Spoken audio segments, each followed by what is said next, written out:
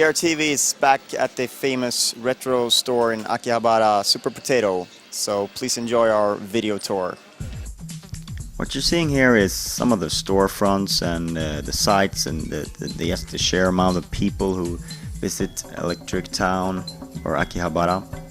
And there's a lot of game stores, a lot of arcade halls, and just a lot of things that had to do with games in general. One way to launch a game is to use a bus.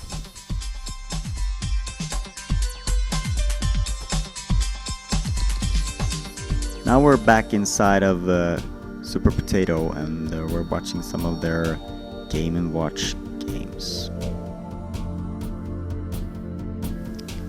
It's hard to imagine a day before the Game Boy Advance, but Game Boy Color was also a very viable format, and here are some of the more memorable games. The Famicom Disk System was never released in the Western Hemisphere, but there were quite a few releases in Japan. These shoes are truly something that, well, words can't describe them. Just look at them.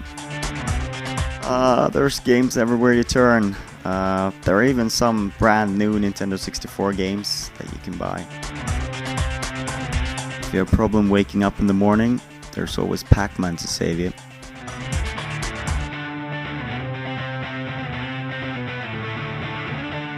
I think this was a pile of broken Mega Drives, because there were only 300 yen, which is basically nothing.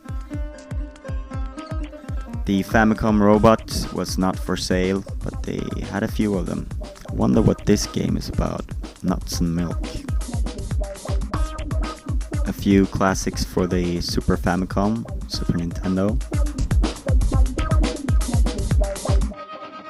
Phantasy Star for Mega Drive. Of course, it was originally a Master System title, but it was also released in a limited edition on Mega Drive. Oops, all of a sudden we're in the Kotobukiya store, where they have a lot of stuffed animals and a lot of, well, merchandise that has to do with games and anime shows and a lot of other things as well. And that's it for this time in Akihabara.